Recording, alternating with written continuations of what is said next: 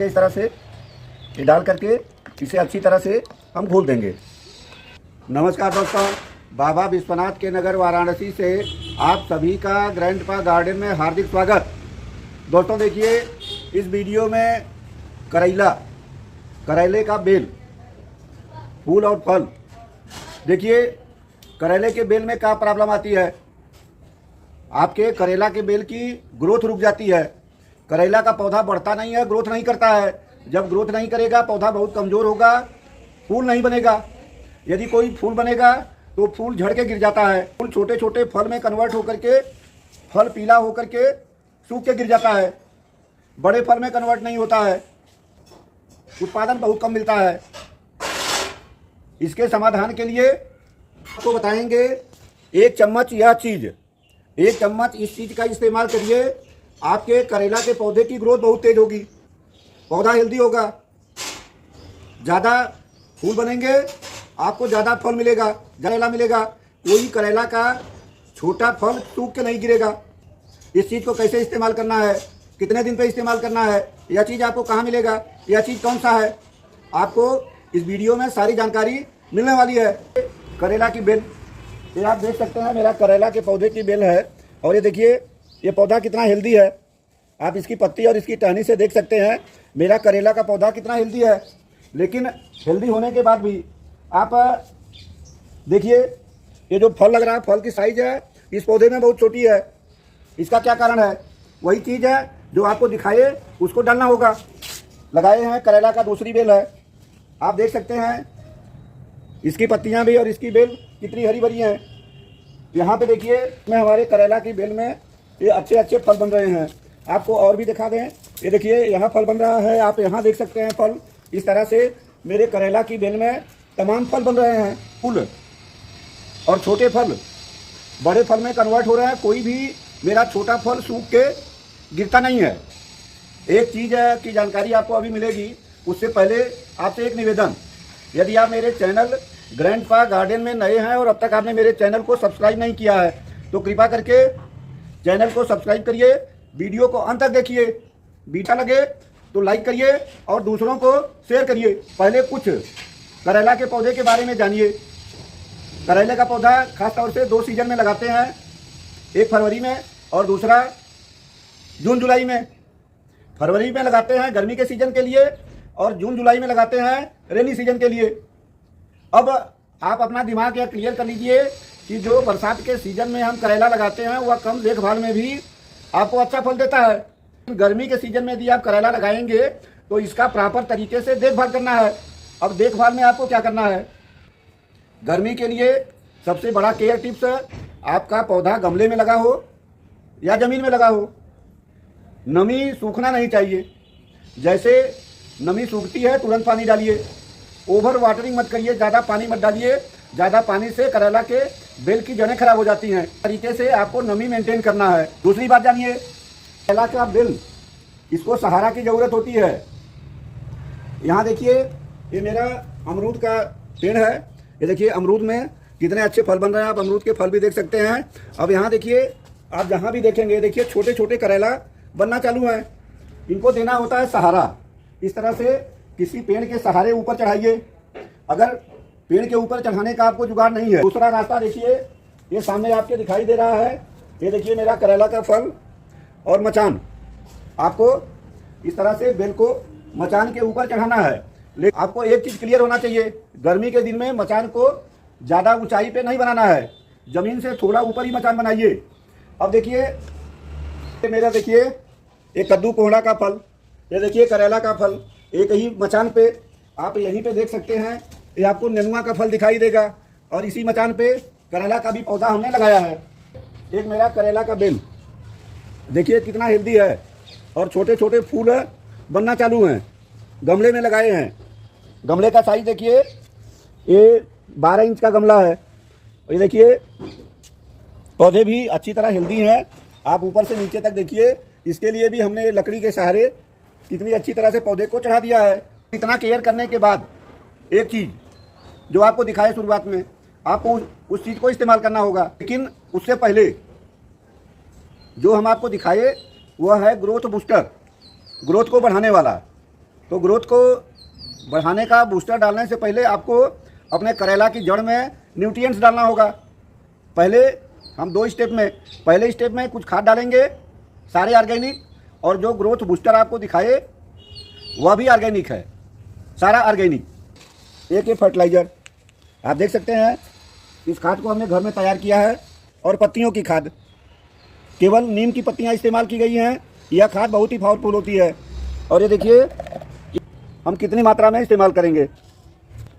ये खाद ले लिया करीब 600 ग्राम, और हमको 3 गमलों में 3 जगह डालना है। देखिए यह नीम के पत्तियों की खाद है। अब इसको डालने से क्या फ़ायदा है, ये हमारे करेले के जड़ में कोई रोग, कीट और फंगस नहीं लगने देगी। और नीम की पत्तियों की खाद में बहुत ज़्यादा मात्रा में NPK, नाइट्रोजन, फास्फोरस और पोटेशियम विद्यमान होता है। इसके अलावा इसमें कैल्शियम होता है, सल्फर होता है, जिंक होता है, आयरन होता है, कोबाल्ट होता है, मैग्नीशियम होता है।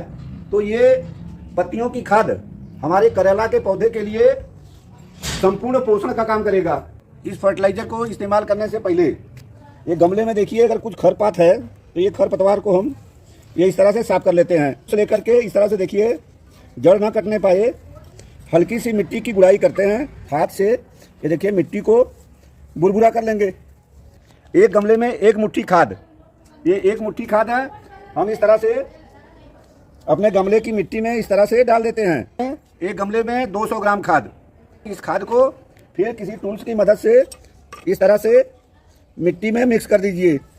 अपने करेला की बेल में 15 दिन में एक बार डालना है, फ्लावरिंग के समय पे। पहले आप जब मिट्टी बनाते हैं उस समय गोबर की खाद या कोई भी कंपोस्ट खाद है अपने करेला के गमले में मिक्स कर दीजिए। प्रॉपर तरीके से बनाइए, वेल्डेंट बनाइए और पोषक तत्वों से भरपूर बनाइए। ऐसी मिट्टी हो जो कि पानी डालने के बाद मिट्टी से ड्रेनेज होल से होते हुए पानी बाहर निकल जाए, ज़्यादा पानी ना रुके। इस जो पत्तियों की खाद है, नीम की पत्तियों की खाद हमने डाला, तो उस फर्टिलाइज़र की पावर को बढ़ाने के लिए एक ये दूसरा फर्टिलाइज़र इस्तेमाल करते हैं। ये सरसों के खली का पाउडर है। अब इस पाउडर को आप इस तरह से अपने ये गमले की मिट्टी में इस तरह से चारों तरफ आप छिड़काव कर दीजिए। अब यह है 1 चम्मच एक चीज़, वह चीज़ क्या है देखिए। अब एक चीज़, यह एक चीज़ क्या है, humic acid, potash, fulvic acid. यह क्या काम करता है दोस्तों, देखिए आपकी मिट्टी में, आपके करेला के पौधे की जड़ में न्यूट्रिएंट्स विद्यमान होने के बाद भी जड़ें इतना कमज़ोर हो जाती हैं कि जड़ें न्यूट्रिएंट्स को मिट्टी से इंटेक नहीं कर पाती हैं, ले नहीं पाती हैं। अब जब हम इस ह्यूमिक एसिड का इस्तेमाल करेंगे तो जड़ें पुष्ट होती हैं, जड़ों की ताकत बढ़ती है, जड़ का फैलाव ज़्यादा होता है, जड़ें मोटी होती हैं, जड़ें ऐसी हो जाती हैं हेल्दी कि जड़ें आपके मिट्टी से पोषक तत्वों को ग्रहण कर लेती हैं। मिट्टी में पोषक तत्व है, जड़ कमज़ोर है, पौधे के लिए बेकार है।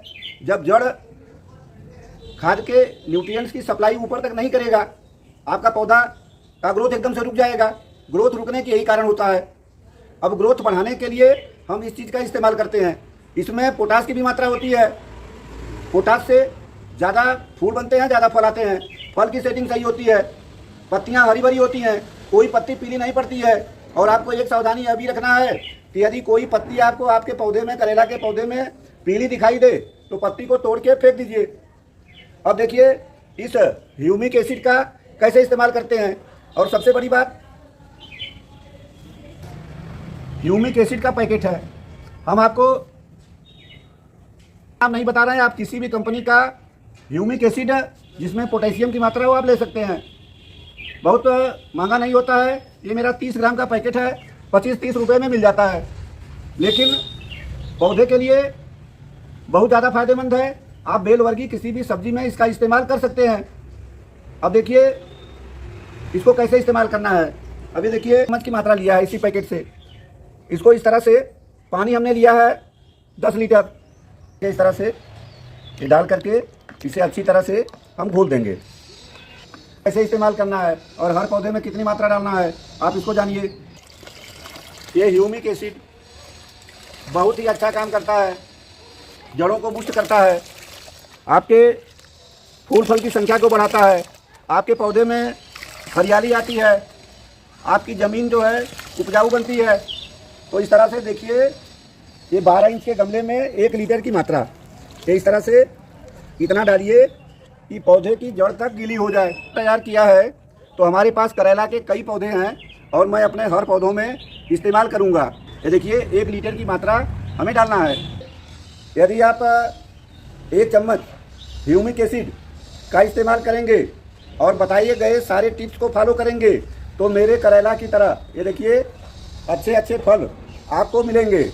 हमारे करेला की बेल से बराबर हफ्ते कम से कम सब्जी के लिए करेला निकलना शुरू हो गए हैं। और ह्यूमिक एसिड का इस्तेमाल करें, फिर विश्वास करें, ज़्यादा महंगा नहीं है, इसके फ़ायदे बहुत ज़्यादा हैं।